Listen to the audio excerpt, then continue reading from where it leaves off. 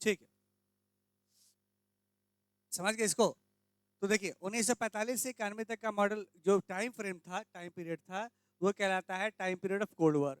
फिर बता रहे हैं कोल्ड वॉर क्यों, क्योंकि वार की स्थिति थी लेकिन वास्तविक वार नहीं हो रहा था कंट्रीज के बीच में, लेकिन वार जैसा ही माहौल था, डर का माहौल कहिए या एक दूसरे के प्रति अविश्वास का माहौल, इसीलिए इसको हम बोलते हैं कोल्ड वॉर फेज या कोल्ड वॉर एरा।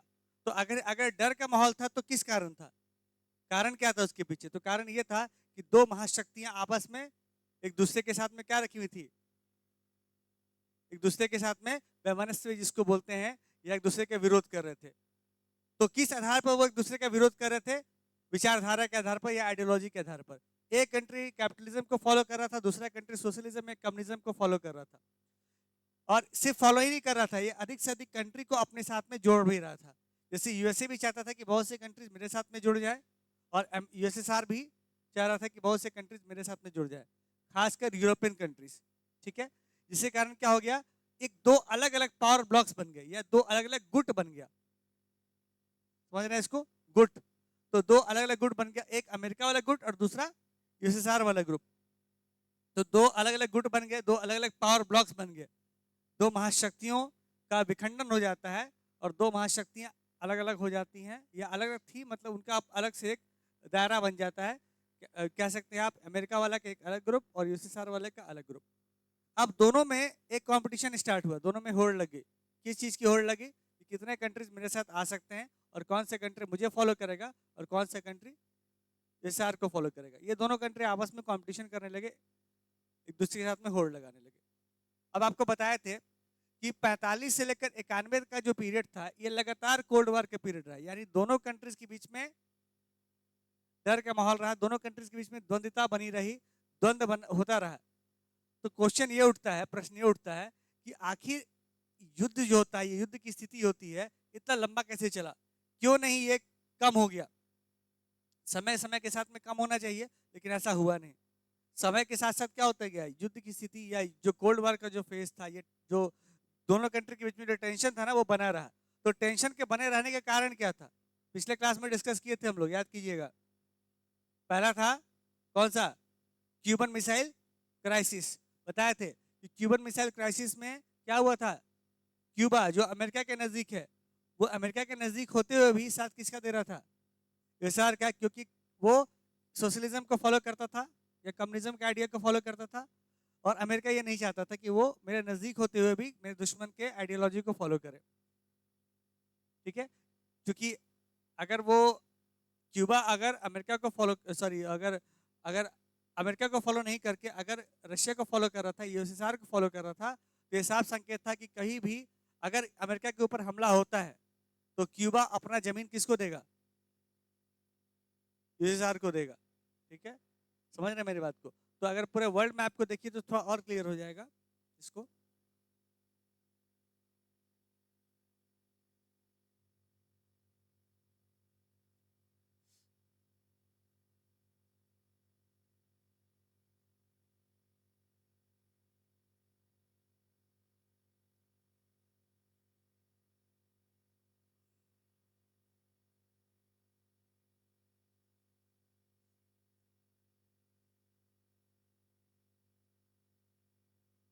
इसको देखिए, थोड़ा समझने का प्रयास करते हैं इसको। ठीक है,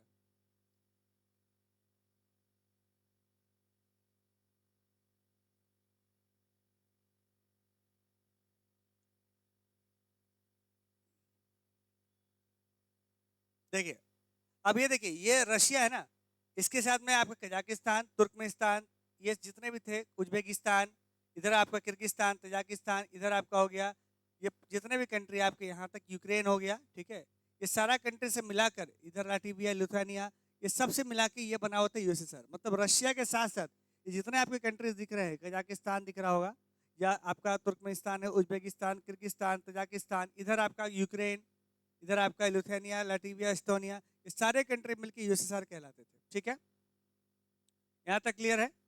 तो ये यूएसएसआर चाहता था कि यूरोप के जो कंट्रीज है ना, ये जितने कंट्रीज हैं ये मेरे साथ चले आए, और ये भी चाहता था कौन, अमेरिका, यूनाइटेड स्टेट्स, कि इधर यूरोपियन वाले कंट्री मेरे साथ चले आए। तो इसमें और इसमें होड़ लगा हुआ था, यूनाइटेड स्टेट्स में और यूएसएसआर में होड़ लगा हुआ था, कंपटीशन चल रहा था। कौन मेरे साथ आएगा, कौन इसके साथ आएगा। उसी उसी दौरान क्या होता है, अब देखिएगा ध्यान से, यहाँ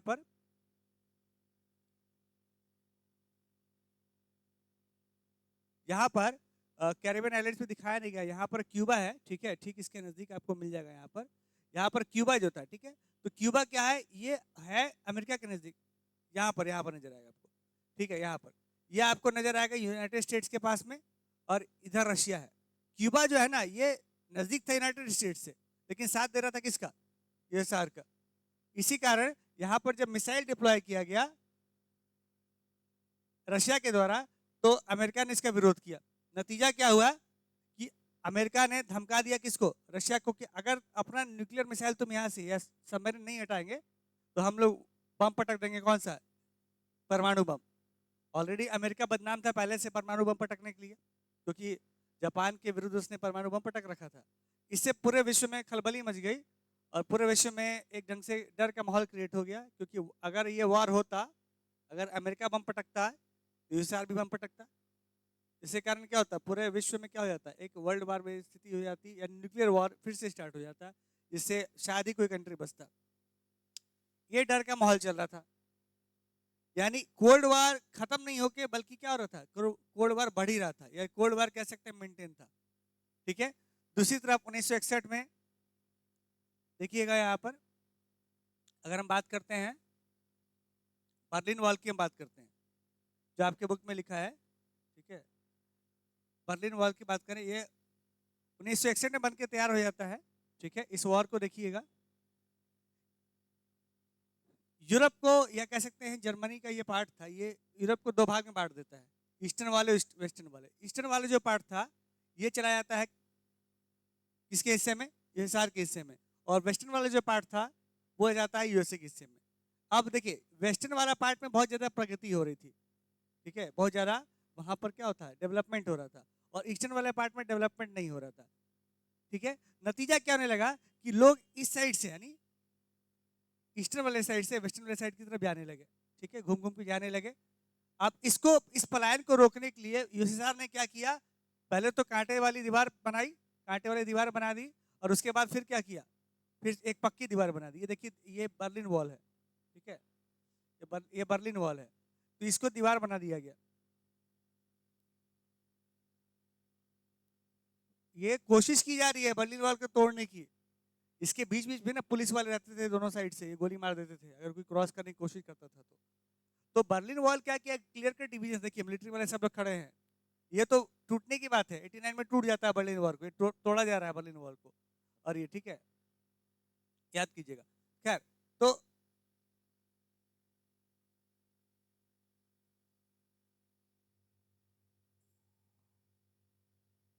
अब देखिएगा स्टार्ट कहां से हो रहा है, एंड ऑफ बाइपोलरिटी। तो अभी तक आपको क्या बताया था, 45 से लेकर 1990-91 तक क्या था, कोल्ड वॉर की स्थिति थी। कोल्ड वॉर की स्थिति बनी रही, दोनों कंट्रीज बीच में लड़ते रहे लड़ते रहे लड़ते रहे, कुछ न कुछ कारण से। बर्लिन वॉल भी एक कारण बन गया, 1961 में बर्लिन वॉल बनता है, और फाइनली आपका 89 में टूट जाता है। ये देखिएगा, ये साफ साफ है। The Berlin wall symbolise the division between the capitalist and the communist world, है ना। बर्लिन वॉल किसको सिंबलाइज करता था, कैपिटलिस्ट और कम्युनिस्ट, कैपिटलिस्ट यानी अमेरिका और कम्युनिस्ट यानी यूएसएसआर, इन दोनों को सिंबलाइज करता था। 1961 में बना था, ईस्ट बर्लिन को वेस्ट बर्लिन से अलग कर देता था, ठीक है। ये लगभग 150 किलोमीटर लॉन्ग वॉल था, 28 साल तक खड़ा रहा, और फाइनली 9 नवंबर 1989 को, ये 13 अगस्त 1961 को बना था, मतलब इसको बनाया जाता है, और ये 9 नवंबर 1989 को यानी 1989 9th ऑफ नवंबर को तोड़ दिया जाता है। This mark the unification of the two parts of Germany, और जर्मनी फिर से जो दो पार्ट में बढ़ चुका था वो फिर से एक हो जाता है। देखिए जर्मनी क्या है ना, दो पार्ट में बढ़ जाता है, एक लेता है कौन, यूएसए, और दूसरा ले लेता है कौन, यूएसएसआर। तो कैसे बॉर्डर लाइन होगा, कौन सा पार्ट यूएसएसआर का है, कौन सा पार्ट यूएसए का है। इसके लिए बर्लिन में जो कैपिटल था उसमें एक दीवार खींच दी गई, ठीक है। तो दीवार की साइड थे यूएसआर वाले लोग जो यूएसआर को बिलोंग करते थे, उधर अमेरिका वाले लोग। खैर फाइनली तोड़ दिया जाता है। तो होता क्या, कहानी ये है कि युद्ध की समाप्ति हुई या नहीं हुई, एक क्वेश्चन है, एक प्रश्न है कि क्या शीत युद्ध या कोल्ड वॉर की समाप्ति कभी हुई होगी, हुई होगी। एक समय ऐसा आया जहां पर कोल्ड वॉर एंड कर जाता है। और एंड कब करता है? देखिए, दो स्थिति में हो सकता है।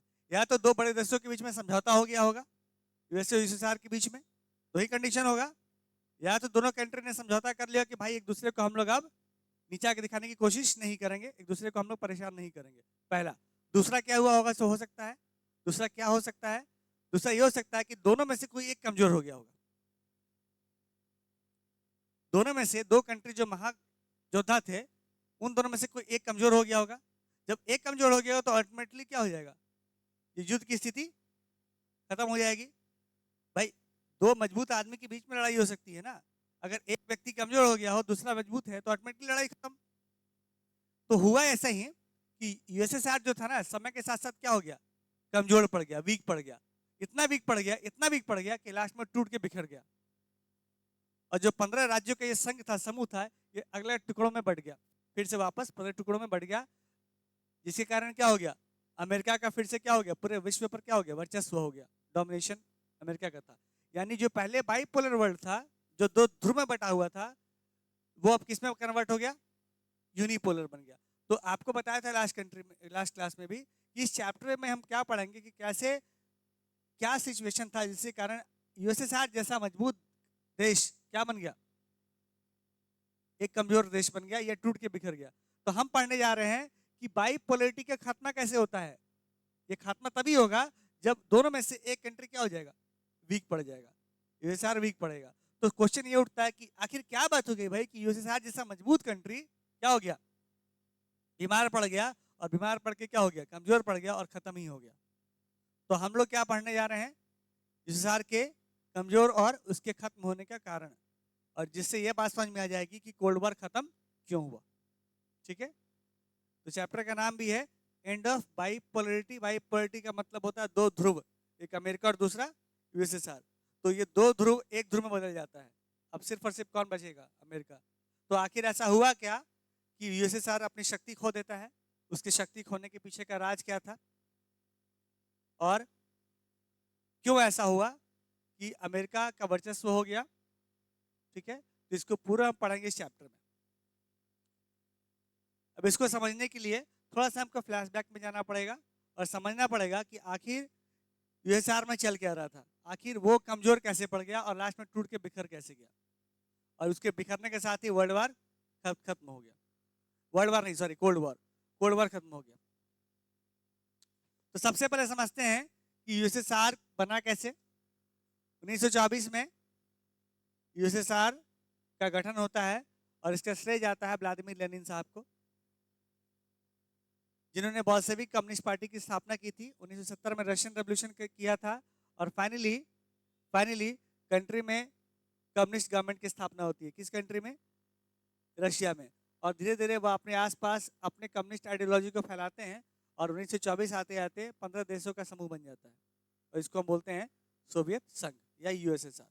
ठीक है, तो आखिर अगर सभी देशों ने सोवियत संघ को अपना लिया, या 15 देशों का समूह था, तो आखिर उन 15 देशों ने किस तरह की आइडियोलॉजी को अडॉप्ट किया था। उस आइडियोलॉजी का नाम था सोशलिज्म।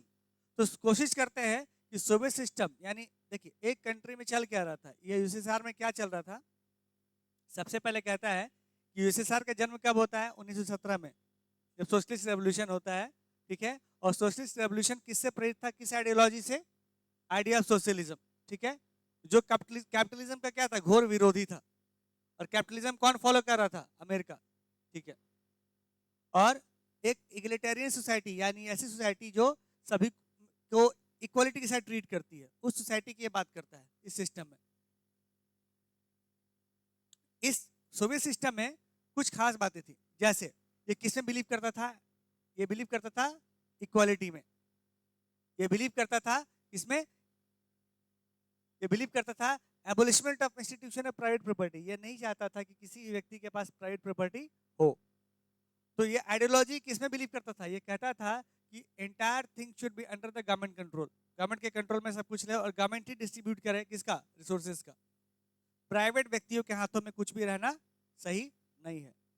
समझ लीजिए किसका मानना था ऐसा, यूएसएसआर वाले लोगों का या सोवियत संघ के लोगों का। अब देखिए अभी के संदर्भ में देखते हैं, भारत में रेलवे को भी कहा गया कि रेलवे का हम निजीकरण कर देते हैं, मतलब प्राइवेट हाथों में सौंप देते हैं पूरा रेलवे को। इसका विरोध क्यों हुआ?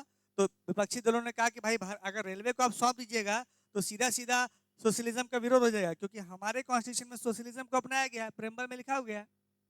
और सोशलिज्म का मतलब ही है कि रिसोर्सेज को कौन कंट्रोल करेगा? गवर्नमेंट कंट्रोल करेगी, ना कि कोई प्राइवेट बॉडीज, है ना।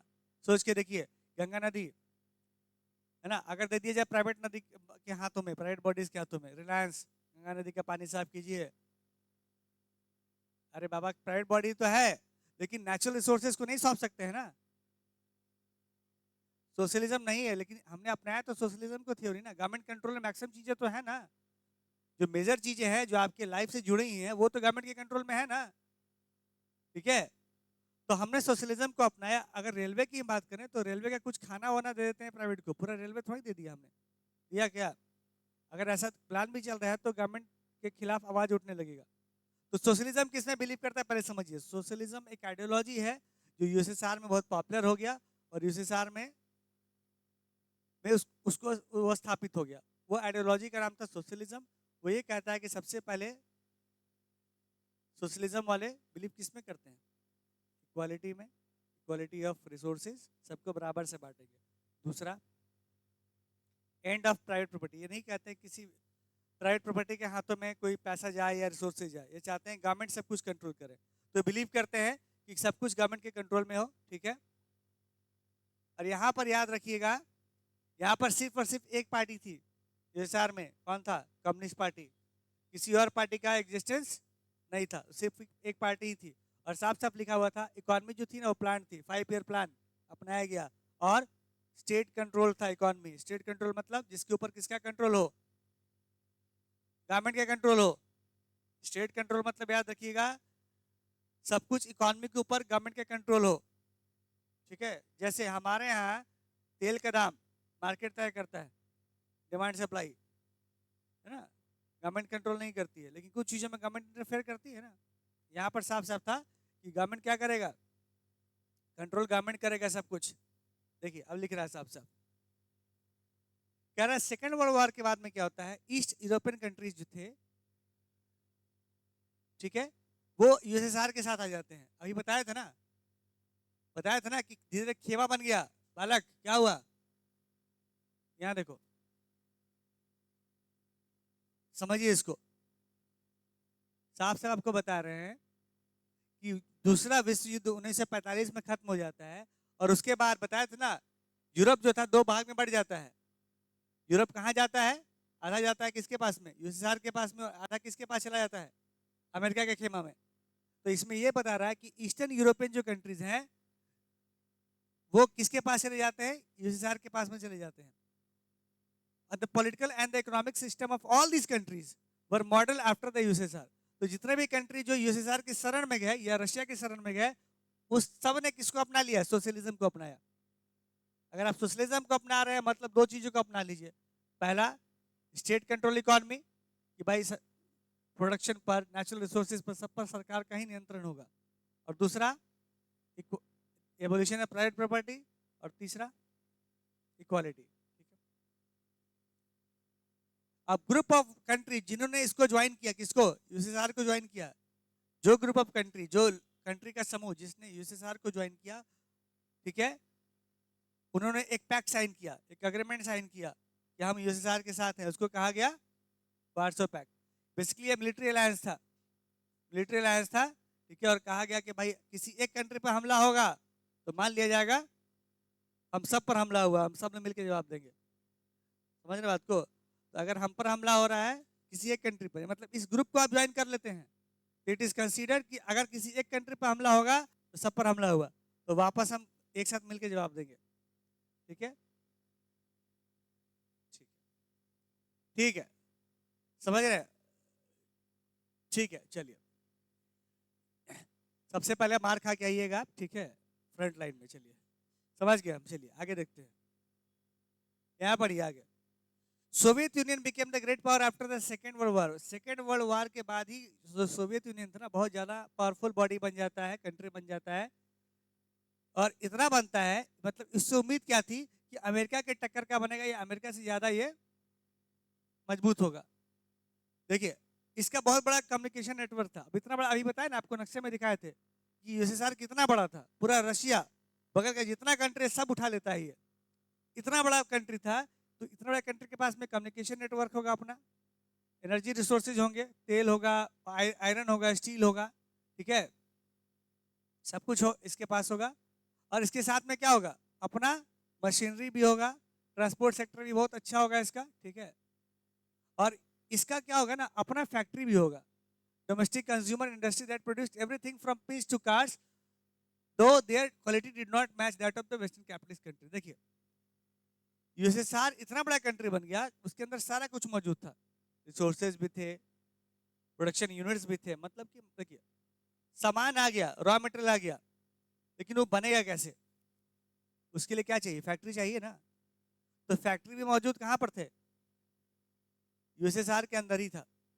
देखिए होता क्या है, एक कंट्री बनाता है सामान, रॉ मटेरियल कहीं से लाया, बनाया कहीं पर, बेचा कहीं पर। लेकिन यूएसएसआर की खास बात क्या थी कि वहीं पर सारा प्रोडक्शन भी होता था, रॉ मटेरियल वहीं से मिल गया, क्योंकि बहुत बड़ा था वो, वहीं से रॉ मटेरियल भी मिल गया, वहीं से प्रोडक्शन भी हो गया, फैक्ट्री लग गया, और वहीं पर बेच भी दिया गया।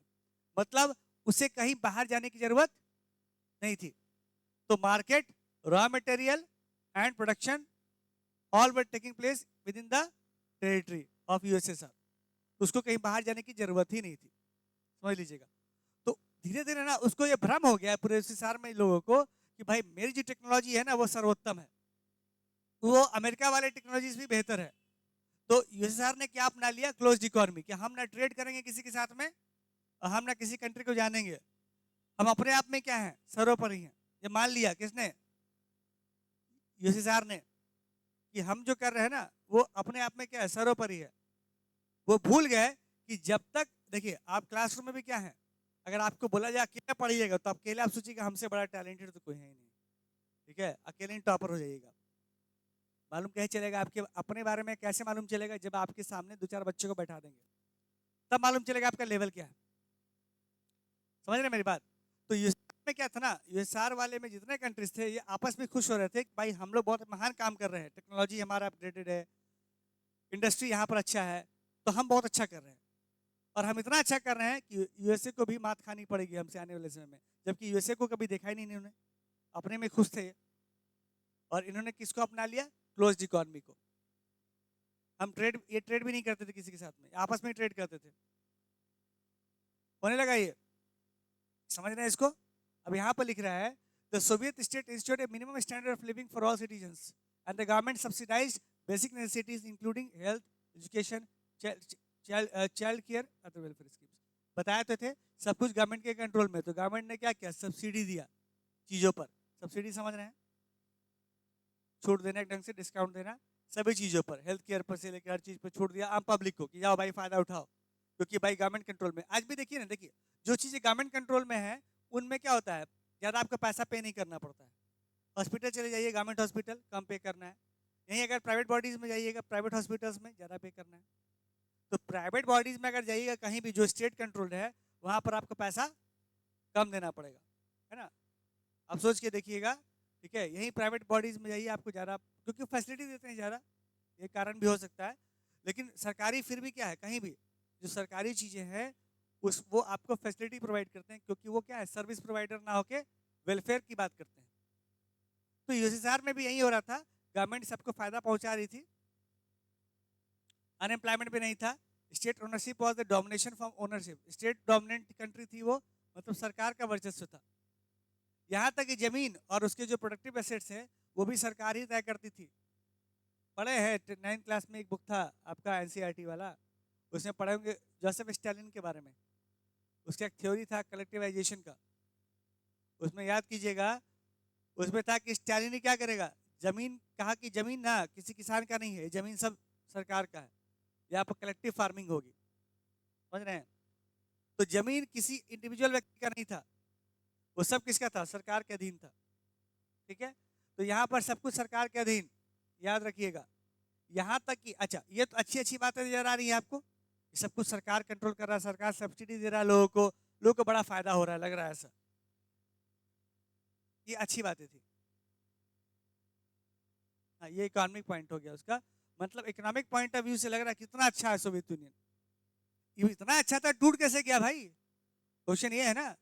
आपको इतना अच्छा अच्छा नजर आ रहा है, लोगों को इतना फायदा पहुंचा रहा है, क्वालिटी की बात कर रहा है, गवर्नमेंट कंट्रोल की बात कर रहा है, तो ये भाई कमजोर कैसे पड़ गया और लास्ट में टूट के बिखर कैसे गया ये यूएसएसआर?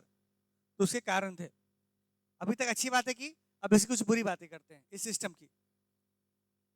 सबसे बड़ा खराब क्या था? यहाँ पर वन पार्टी सिस्टम था, वन पार्टी सिस्टम, दूसरे पार्टी को मौका ही नहीं मिलेगा। अब जहां वन पार्टी सिस्टम होगा वो क्या बन जाएगा? डिक्टेटर। समझ रहे हैं? तो धीरे धीरे यूएसएसआर क्या बन गया? वहां पर डिक्टेटरशिप स्टैब्लिश हो गया, पहली बात। दूसरा, यहाँ पर ब्यूरोक्रेटिक सिस्टम बन गया, ऑथोरिटेरियन सिस्टम बन गया, मतलब नौकरशाही या आईएएस ऑफिसर जिसे हमारे यहाँ होते हैं ना, वैसे वहां रूल करते हैं। अब वो बहुत स्ट्रांग बन गया वहां पर, वो किसी की बात ही नहीं सुनते थे। हमारे यहाँ भी था शुरू से, रेड टेपिज्म को बहुत बढ़ावा दिया गया, धीरे धीरे वो खत्म कर देंगे ना। अगर मान लीजिए है लैक ऑफ डेमोक्रेसी, डेमोक्रेसी खत्म। फ्रीडम ऑफ एब्सेंस, देखिए वो बात कर रहे इक्वालिटी की, देखिएगा बहुत ध्यान से। यूएसएसआर में किसकी बात हो रही थी? इक्वालिटी की, लेकिन दूसरी तरफ किसको छीन लिया गया? फ्रीडम, बोलने की आजादी खत्म। ठीक है, जो व्यक्ति जोक के माध्यम से, कार्टून्स के माध्यम से सरकार के विरोध में आवाज उठा रहे थे, उनको भी जेलें बंद कर दिया गया। ब्यूरोक्रेटिक मतलब होता है जो नौकरशाही होते हैं, जो आईएएस अधिकारी होते हैं, जो अधिकारी गण होते हैं, जैसे वहां के आईएएस आईपी, जैसे हमारे आईएएस होते हैं ना, एडमिनिस्ट्रेटिव सर्विसेज के अधिकारी, वैसे ही यूएसआर के अंदर भी एडमिनिस्ट्रेटिव सर्विसेज के अधिकारी होंगे और सारा पावर, सारा सत्ता उनके हाथों में था। तो जब सत्ता जरूरत ज्यादा व्यक्ति को मिल जाता है ना, तब वो क्या बन जाता है? अंधा हो जाता है सत्ता में। समझ रहे बात को? समझ रहे ना? तो एक स्टेटमेंट था, ठीक है, कि power corrupts and absolute power corrupts absolutely. समझ रहे बात को? तो सत्ता अगर मिल जाए तब आप बेहतर है, लेकिन जरूर ज्यादा सत्ता अगर मिल जाए, आपको पावर मिल जाए, तो अपने आप क्या हो जाएंगे? आप निरंकुशता की तरफ बढ़ जाएंगे। ऐसा हुआ यूएसआर में। तो सरकार ने एक तरफ इक्वालिटी की बात की यूएसआर में, लेकिन दूसरी तरफ किसका गला घोट दिया? फ्रीडम का, फ्रीडम ऑफ स्पीच खासकर। और साथ ही साथ पार्टी सिस्टम भी खत्म। एक ही पार्टी होगी तो क्या होगी? क्या वो डेमोक्रेसी रह पाएगी? नहीं। तो डेमोक्रेसी भी खत्म वहां पर, क्योंकि एक ही पार्टी सिस्टम था। तो ये बता रहे हैं आप सोवियत यूनियन सिस्टम की खामियां। अभी तक हम अच्छी अच्छी बातें की। तो सोवियत सिस्टम की खामियां क्या क्या थी? दूसरा बात कि लोगों के प्रति अनअकाउंटेबल था। देखिए, जहां एक पार्टी की सरकार रहेगी वो निश्चिंत रहेगी, भाई कोई हरा ही नहीं सकता मुझे। जब कोई हराएगा नहीं तो मैं जनता के प्रति क्यों रिस्पॉन्सिबल रहूंगा, अकाउंटेबल रहूंगा, आंसरेबल रहूंगा? मैं अब जो मर्जी करूंगा करूंगा, अल्टीमेटली चुनाव तो मुझे हर बार जीतना ही है, क्योंकि दूसरी पार्टी है ही नहीं मेरे खिलाफ में। तो यूएसआर में क्या हो गया? वन पार्टी सिस्टम आया, जिसके कारण क्या होने लगा? अनअकाउंटेबल हो गई पार्टी। पार्टी ने क्या किया? लोगों को बोला कि भाई हम ही हैं और हम ही हैं। और फिर क्या है? Russia was only 115। अच्छा, एक बात और भी था। देखिए, 15 कंट्री का समूह तो था, बताया था अभी, 15 कंट्री का समूह। यूएसआर कितने कंट्री का समूह था? 15 कंट्री का। लेकिन एक बात बताइए, उस 15 कंट्री में बॉस कौन था? उस 15 कंट्री के समूह में बॉस कौन था? यूएसआर में किसकी चलेगी? तो सबसे बड़ा स्टेक होल्डर था, कौन था? रशिया था। तो पूरे 15 कंट्री का समूह तो था, लेकिन बात किसका चलता था? रशिया का। तो बाकी 14 कंट्री सोचने लगे कि भाई रशिया कहीं चल रहा है पूरे ग्रुप में, रशियन लैंग्वेज भी हमको सीखना पड़ेगा, है ना? तो धीरे धीरे बाकी कंट्रीज ना रशियन डोमिनेट से दुखी होने लगे। ये भी दूसरा मुद्दा हो गया। क्या बोले? टूटने का वजह धीरे धीरे बन रहा है, बहुत सारे वजह थे, एक वजह नहीं था। तो एक कारण ये भी था कि there was a domination of in the entire group. तो बाकी कंट्री को चिढ़ होगा ना, ठीक है? हमारे छोटे छोटे कंट्रीज थे, वो जुड़े हुए थे, उनको चिढ़ हो गया कि भाई ये क्या बात होगी, हमेशा रशिया अपनी बात मनमाना करता है, अपनी बात मनवाता है इस ग्रुप में, ठीक है? ये भी होने लगा। Russia dominated everything and people from other regions felt neglected and often suppressed. साफ साफ लिखा हुआ है कि बाकी दूसरे जगह के लोग थे ना, जैसे यूक्रेन के लोग हो गए, या लतीविया के लोग हो गए, या आपका तजाकिस्तान, तुर्कमेनिस्तान, ये सबको लगा कि भाई हमारी तो कोई बात ही नहीं, हमारी कोई औकात ही नहीं है इस पूरे ग्रुप में, सिर्फ रशिया की चल रही है। दूसरा, आर्म्स रेस में क्या हुआ? बताया था ना कि सोवियत यूनियन क्या होने लगा? Manage to manage the US from time to time but at a great cost. Arms race start हो चुका था उस वक्त तक, कोल्ड वार जब हो रहा था तो आर्म्स रेस भी हो रहा था, हथियारों का कंपटीशन। अच्छा वो बम बनाया है, चलो हम भी ये बम बनाते हैं, चलो वो हथियार बनाना हम भी चलो ये हथियार बनाते हैं, क्या पता कब लड़ाई हो जाए, हम लोग को तैयार रहना है। तो आपस में क्या होने लगा, हथियारों की होड़ लग गई, किसके बीच में, यूएसए एंड यूएसआर के बीच में, ठीक है। और धीरे धीरे क्या होने लगा, पाया गया, क्योंकि रशिया तो बिल्कुल क्लोज था, अंदर में अपने अपने बना रहा था लोग खुश होकर कि हम लोग सब कुछ हैं, हम लोग जो बना रहे हैं वो सर्वोत्तम है। लेकिन बाद में क्या मालूम चला, जब खुल के हकीकत सामने आया तो मालूम चला कि भाई उनका जो टेक्नोलॉजी है वो यूएस अमेरिका के टेक्नोलॉजी से काफी पीछे है अभी भी। ये बाद में डिस्क्लोज किया गया, बाद में मालूम चला किसी ढंग से कि Soviet union lagged behind the west in technology, मतलब वेस्ट मतलब अमेरिका। तो सोवियत यूनियन टेक्नोलॉजी में काफी पीछे रह गई, किसके मुकाबले, अमेरिका के मुकाबले, ट्रांसपोर्ट में भी, पावर में भी, ठीक है। और लोगों के पॉलिटिकल एस्पिरेशंस को पूरा करने में भी। पॉलिटिकल एस्पिरेशंस क्या था, डेमोक्रेसी, तो अमेरिका में डेमोक्रेसी चल रहा था और यहाँ पर क्या चल रहा था, डिक्टेटरशिप टाइप का चीज चल रहा था। अब एक घटना और घट जाता है, सुनिएगा। वो घटना क्या थी, यूएसएसआर का इन्वॉल्वमेंट हो जाता है एक युद्ध में, और युद्ध कितना चलता है, 10 साल चलता है।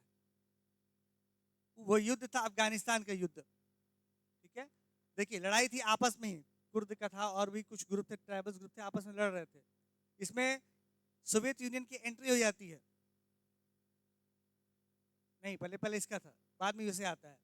तो Soviet union इन्वेशन of Afghanistan in 1779 Weeknd the system even further. तो देखिए 79 से 89 तक रशिया कूद गया युद्ध में, किसके साथ में, मतलब अफगानिस्तान में। तो आप सोच के देखिएगा, कोई भी कितना मजबूत कंट्री हो, अगर युद्ध में घुस जाता है ना तो उसका रिसोर्सेज का नुकसान होना ही होना है, इकोनॉमिकली वीक हो ही जाएगा, समझ लीजिएगा।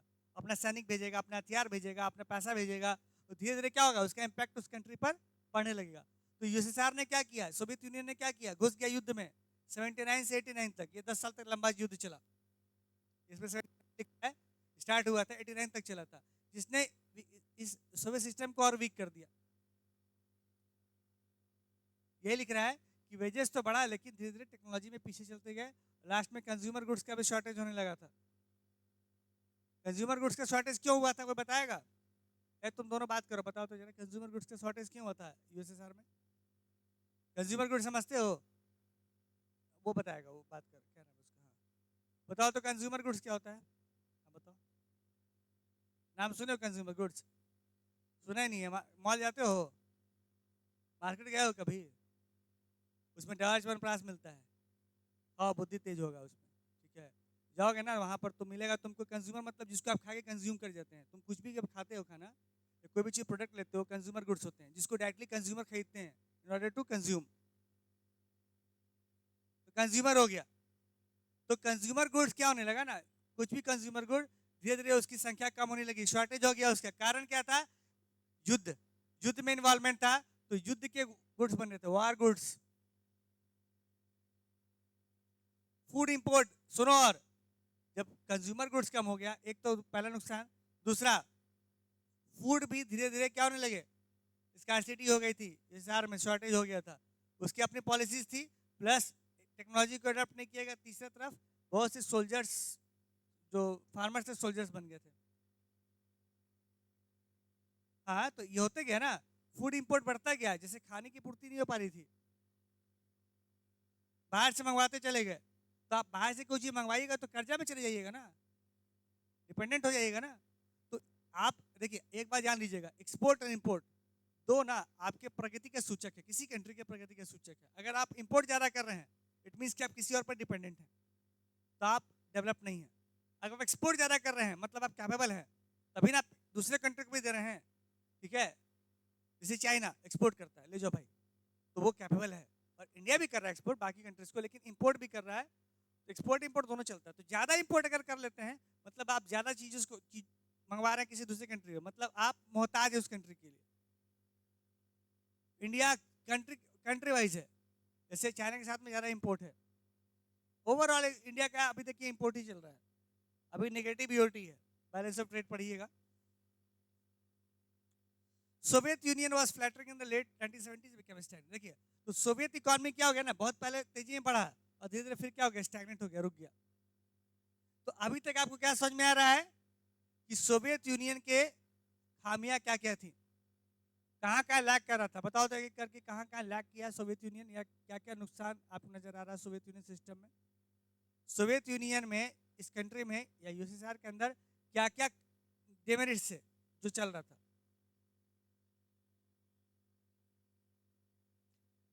डिक्टेटरशिप नहीं था उसमें, कह सकते हैं कि वन पार्टी सिस्टम था।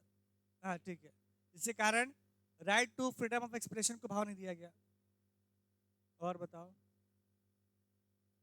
सरकार का ही कब्जा था, ये तो अच्छा हो गया ना, नुकसान कैसे हुआ इसमें? तुम बोल रहे हो सरकार कब्जा था तो अच्छी बात हो गई ना, नुकसान कैसे हुआ?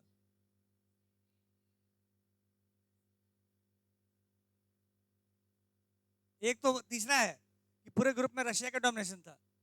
देखो, सरकार अगर सब कुछ कंट्रोल करेगी ना तो सरकार सब्सिडी देगी।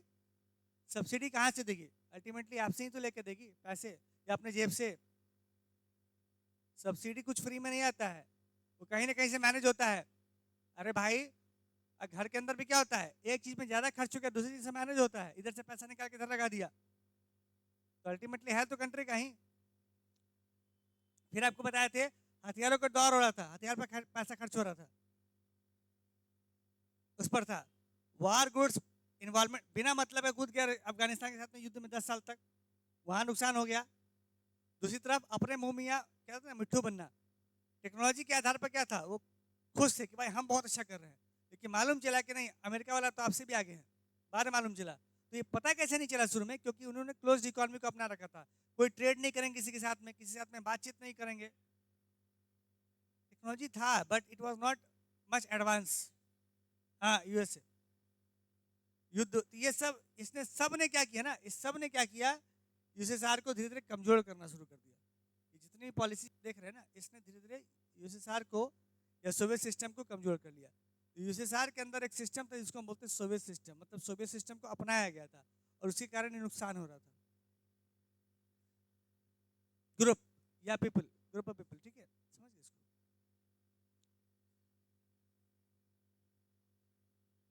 ठीक है, क्लियर है, यहाँ तक कोई दिक्कत नहीं है?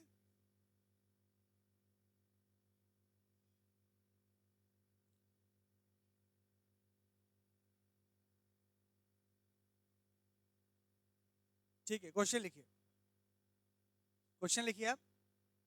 एक टॉपिक कराए, क्वेश्चन लिखिए।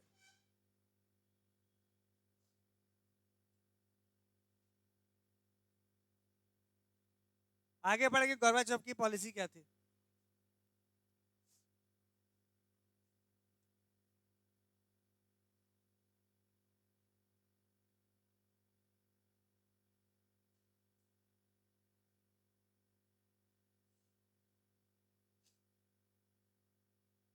लिखिए पहला क्वेश्चन।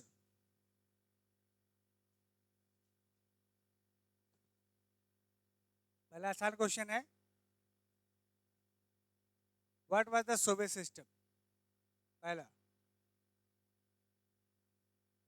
पहला सोवियत सिस्टम क्या था? दूसरा,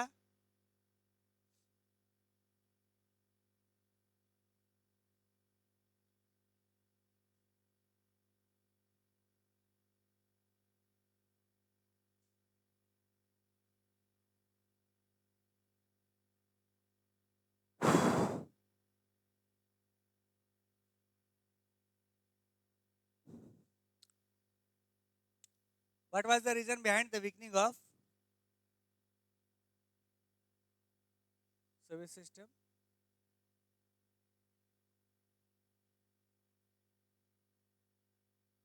तीसरा क्वेश्चन लिखिए।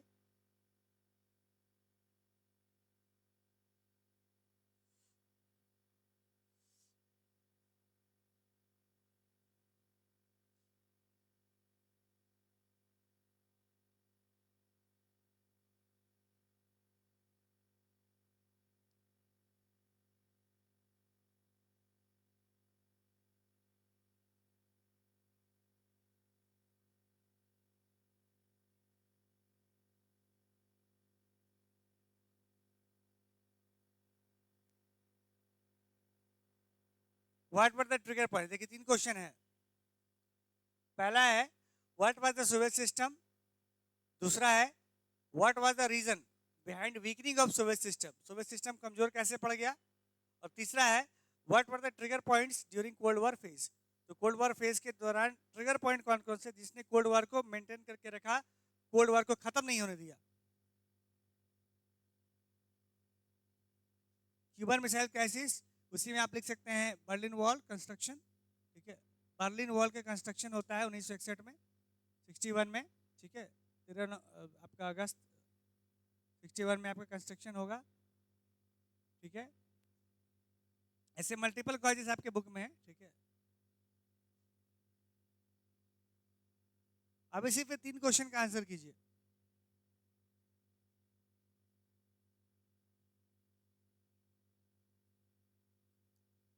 नेक्स्ट क्लास में यानी परसों आपको करवाएंगे गोर्बाचोव की क्या पॉलिसी थी, मिखाइल गोर्बाचोव की पॉलिसीज।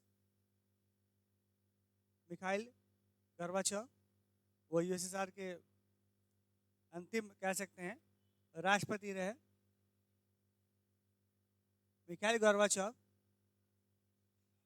गोर्बाचोव, हाँ गोर्बाचोव, वे रशियन नेम था, ये रशियन नेम आपको मिलेगा जैसे।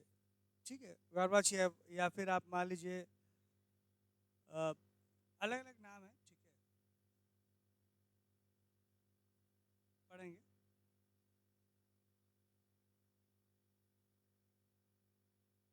इसको लिखिए, कोशिश कीजिए समझने की।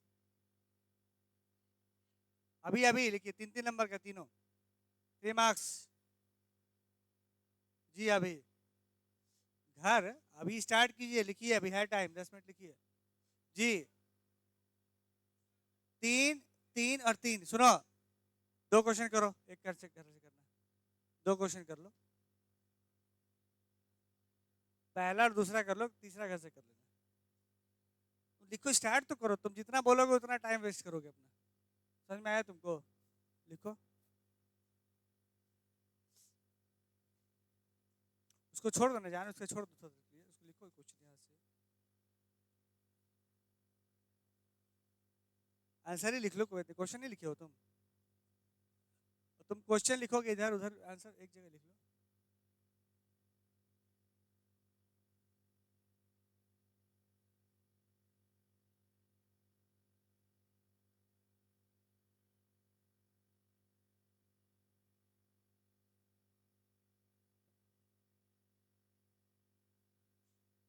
बना बना कोशिश करो।